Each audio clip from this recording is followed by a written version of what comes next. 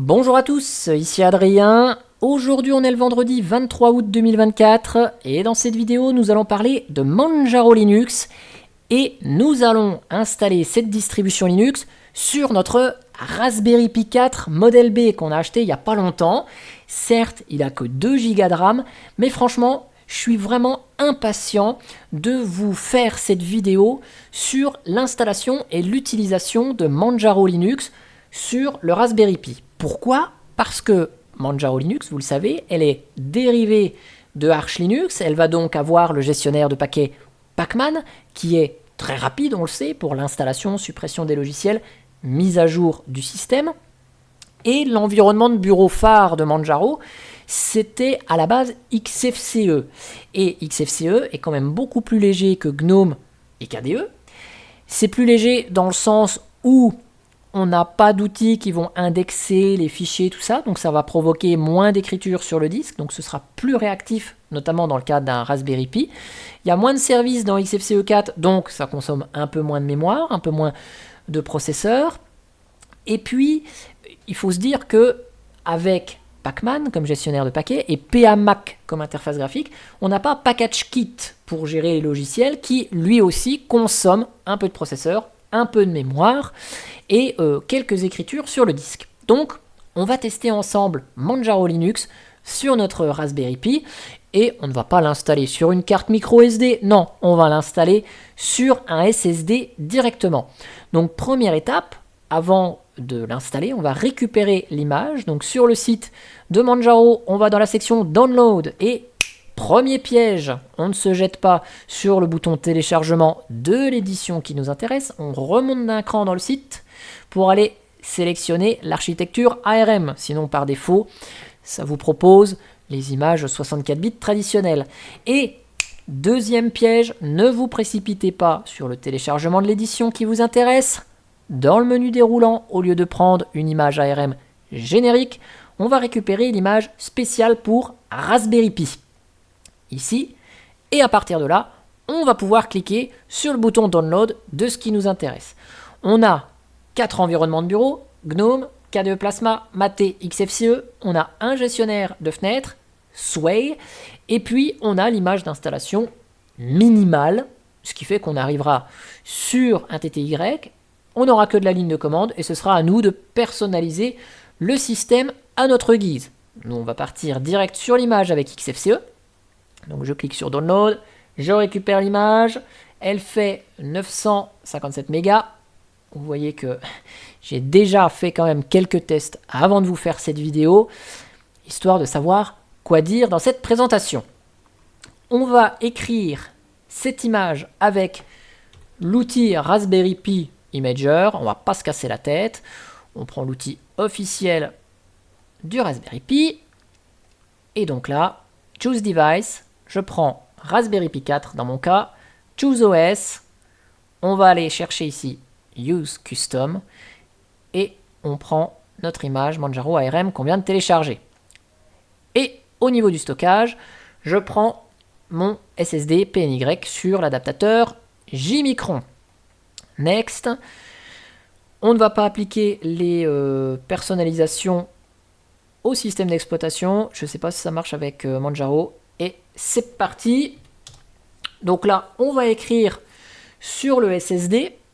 Donc ce sera beaucoup plus rapide qu'une carte SD. Il est 18h58 au moment où l'écriture a terminé. Et vous allez voir, ça va prendre l'écriture et la vérification qu'une petite minute. Je vous accélère quand même, histoire de gagner une quarantaine de secondes dans la vidéo. Et voilà, donc ça c'est écrit en une petite minute. Juste avant quand même de déconnecter le SSD, on va aller modifier un fichier de configuration sur la partition boot de Manjaro, le fichier cmdline.txt qui contient la ligne qui va être passée au noyau Linux pour démarrer. Et comme je l'ai écrit dans l'article ici sur linuxtricks.fr, vous pouvez avoir des soucis de démarrage sur un SSD que vous connectez sur le port USB 3. Je vous mettrai l'article si vous souhaitez le lire. Et je vais ajouter moi juste cette ligne-là, après avoir identifié votre adaptateur SATA USB avec ces informations. Tout est écrit dans l'article, de façon à ce que on n'ait pas de soucis au niveau du démarrage. Je démonte la partition boot, je retire le SSD, je vous bascule sur la carte d'acquisition, le Raspberry Pi est prêt à démarrer sur le SSD que je branche à l'instant. Yeah. Et le système Manjaro démarre. Et vous allez voir un truc qui est vraiment extraordinaire avec Manjaro, c'est que on arrive comme sur une post-installation qui va nous permettre de paramétrer le système à notre souhait. Et ça, c'est génial. Parce que on n'aura pas besoin de taper de ligne de commande pour basculer le système en français, avoir un clavier en français, tout ça. Non, on va retrouver quoi? Calamares, l'outil qui permet d'installer Manjaro Linux. Et lui, on va le retrouver, mais juste sur la partie post-installation. Vous voyez, sur le côté, il y a tout ce qu'il faut pour paramétrer, sauf qu'on n'a pas la partie installation. Donc là, je vais sélectionner la langue français, ici dans la liste. Alors, il est où? Français, il est là. Tuc. Suivant. Ensuite, on sélectionne le fuseau horaire. Donc, juste un petit peu de décalage avec la carte d'acquisition, qui n'est pas vraiment de bonne qualité. Donc, j'ai un petit lag dans l'affichage. Suivant. Ici, le clavier en français, c'est bon. Suivant. On peut créer nos utilisateurs. Donc, vous voyez, le clavier, il est déjà en français. C'est cool. Manjaro RP. Je vais mettre un mot de passe pour mon utilisateur. Je mets un mot de passe pour le super utilisateur. Je fais suivant. On a un résumé. Donc, vous voyez ici, il y a juste paramétrage de la localisation et du clavier. Je fais configurer. Donc, ce n'est pas un bouton installer, mais c'est un bouton configurer. Je vous accélère la configuration, même si ça prend quelques instants. Hop, et là, c'est terminé. On a juste à cliquer sur le bouton terminer. Le système va redémarrer comme un grand et on sera prêt à l'utiliser. Et vous allez voir que le redémarrage, alors certes, on est sur un SSD externe, mais le redémarrage, il est d'une rapidité extraordinaire. Regardez, on n'a pas vu l'écran du boot du Raspberry Pi. On voit à peine l'écran Plymouth, mais après connexion, vous voyez au niveau de la connexion, ça se connecte très vite et l'environnement de bureau est prêt très très vite. Si je vous lance un terminal et que je vous mets un petit H-top à l'écran, regardez, le système vient bien de redémarrer puisqu'on a un uptime de 30 secondes. Donc le système a bien redémarré. Donc c'est vraiment plutôt rapide quand même à l'utilisation. Alors ce qu'on va faire, je vais vous fermer le terminal. Oh, quoique, on voit juste ici la consommation. Ce qu'on va faire dans un premier temps, on va faire les mises à jour de notre système Manjaro. Parce qu'il va y en avoir quand même quelques-unes. Ici, l'image, elle date un petit peu. Et on le sait, Manjaro, c'est une rolling release. Et donc, elle reçoit des mises à jour assez régulièrement. Si l'image date, il y a quand même beaucoup de mises à jour. Vous voyez, il y a 688 mégas à télécharger. Donc, je vous applique les mises à jour. OK. Et vous allez voir à peu près comment ça fonctionne. Alors là, je ne sais pas ce qu'il me veut choisir. Recherche de conflit entre les paquets. Donc je vais vous accélérer la mise à jour, mais vous verrez combien de temps ça prend. Donc vous voyez ici, il va nous installer Raspberry Pi Utils, il va nous installer RP4 EEP-ROM. Ok. Donc il nous installe des outils et on voit qu'on en a par défaut des outils pour gérer notre Raspberry Pi, des micro-logiciels. Donc on a pas mal de choses qui sont fournies dans cette image. C'est pour ça qu'il ne faut pas prendre l'image générique ARM. Donc là, le système, il est allumé depuis, je vais juste vous réduire, depuis 2 minutes. Je vais vous accélérer le téléchargement et l'installation des mises à jour. Je vais juste vous réduire un tout petit peu cette fenêtre-là. Comme ça, vous allez voir l'activité CPU et RAM sur le H-top. Donc, je vous accélère ça et on va voir combien de temps prend l'installation des 600 paquets et quelques. Téléchargement et installation. Ça vous donnera une idée. Si vous avez l'habitude d'utiliser Manjaro, que vous vous dites, bah tiens, une grosse mise à jour, ça prend 3 minutes chez moi. On va voir combien de temps ça dure sur le Raspberry Pi.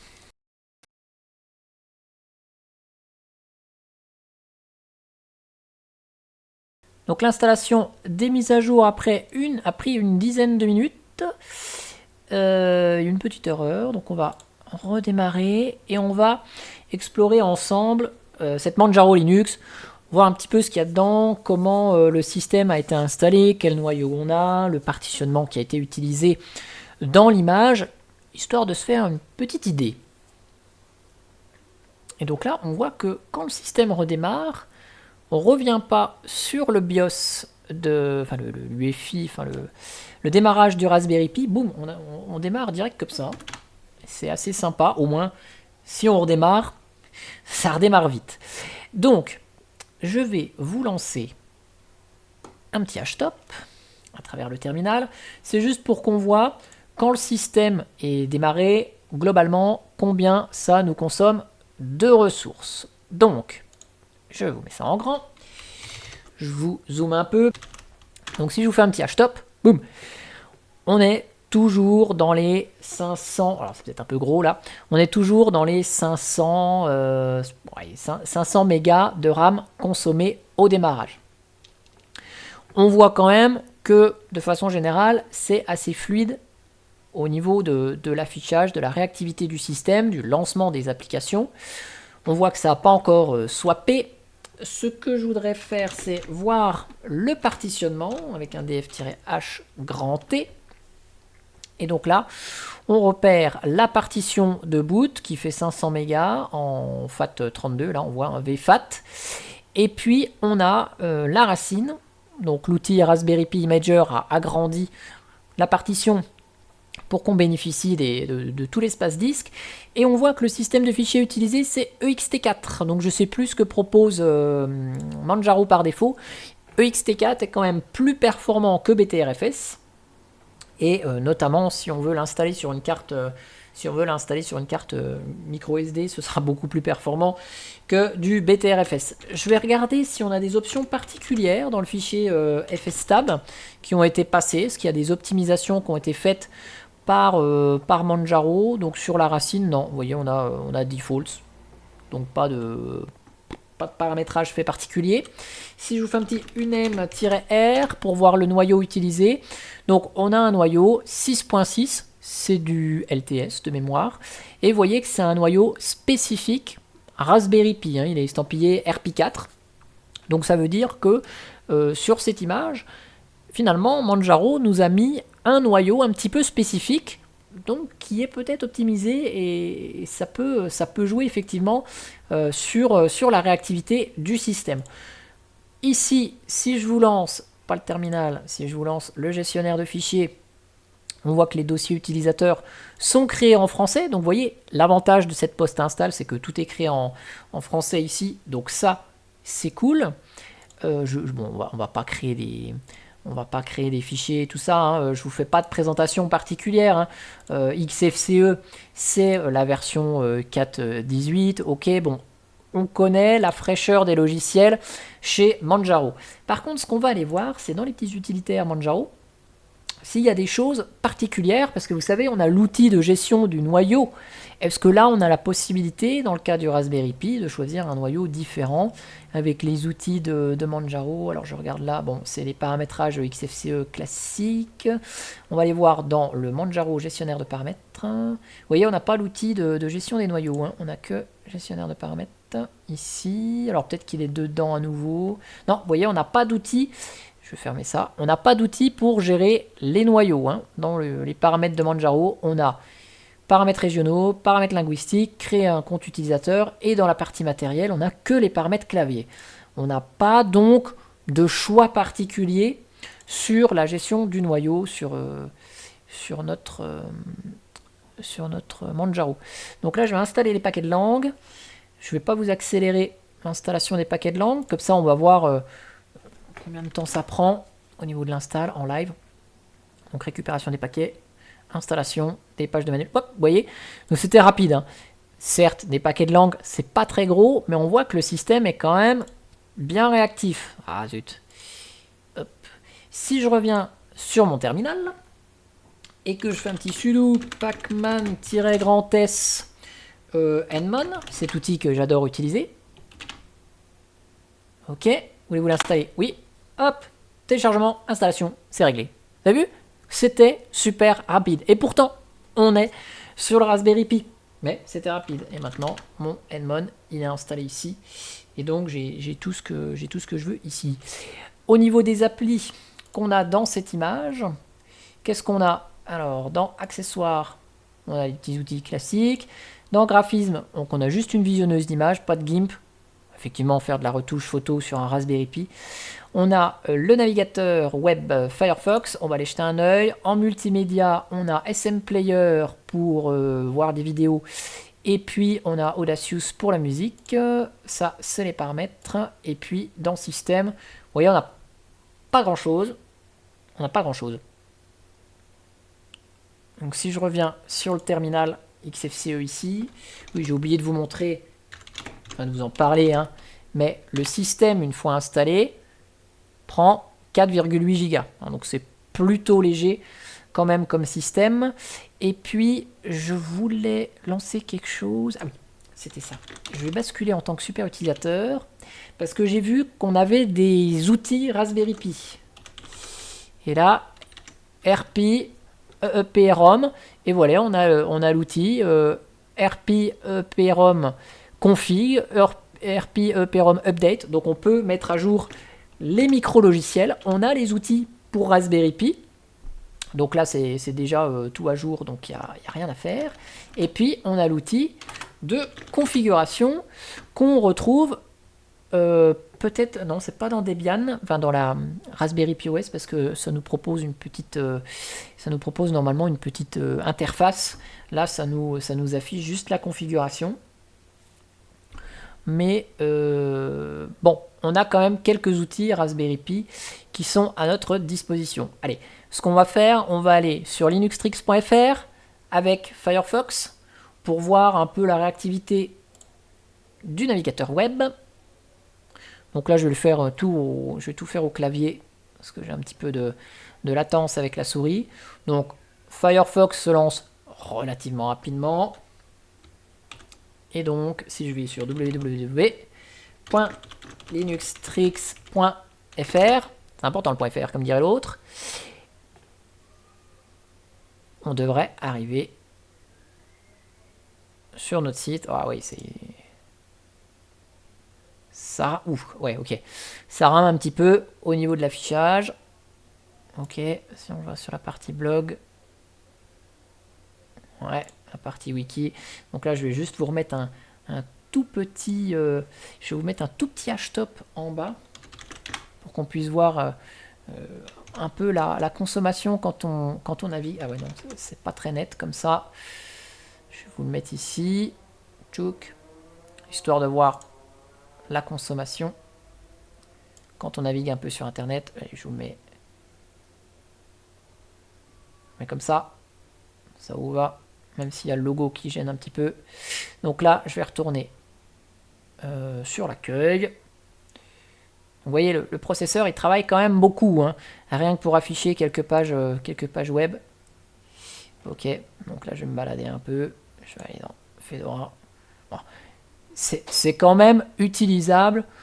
Je pense que par rapport à un PC qui a 8-10 ans qu'on utilise sous Linux, on est à peu près dans les mêmes performances. Après, il faut pas aller évidemment sur YouTube ou autre, parce que je suppose que ça va pas être terrible, hein. Si je reviens ici, on va tester, vous savez, la vidéo habituelle que vous pouvez utiliser vous, hein, aussi si vous souhaitez. Elle est non référencée sur YouTube, mais elle est bien là.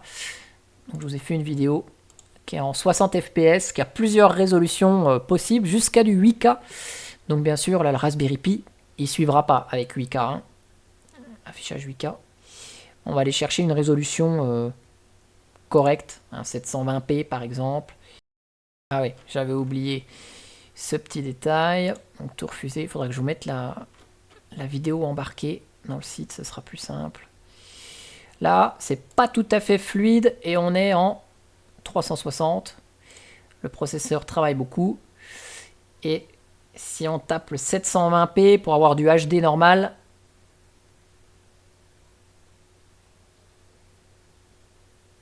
ouais, on voit que ça rame un peu. Et vous voyez au niveau du processeur, là, tout est au taquet. Donc ça tire un peu. Usage modéré d'un Raspberry Pi. Vous voyez, c'est pas la mémoire hein, qui pose souci, mais c'est surtout la partie processeur. Donc le Raspberry Pi est pas tout à fait fait quand même pour de l'usage internet vidéo, mais dans l'ensemble, vous voyez que ça fonctionne bien. Hein. Si je veux rouvrir le terminal, un deuxième, vous voyez, ça marche bien.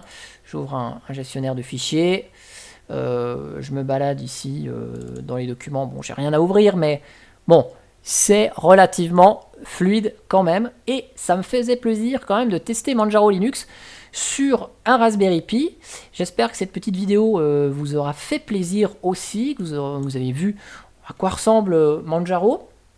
Si vous voulez qu'on teste d'autres distributions Linux sur Raspberry Pi, s'il y a des éditions, n'hésitez pas à le dire en commentaire. Si jamais il y a quelque chose que vous auriez voulu que je teste et que vous n'avez pas vu à travers ce test, dites-le aussi dans les commentaires. Comme ça, les prochaines vidéos où on parlera de distribution Linux sur Raspberry Pi, on pourra essayer de faire des revues un petit peu plus complètes. Allez, je vais essayer de voir si on a la commande sensor à notre disposition. Oui, donc vous voyez, avec le Raspberry Pi, on est à 46 degrés dans le Raspberry Pi, donc ça chauffe vraiment pas beaucoup quand même pour cette petite machine.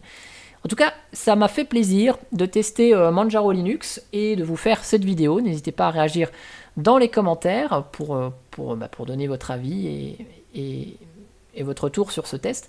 Et moi, je vous dis à bientôt pour une prochaine vidéo. Allez, ciao ciao, bye bye.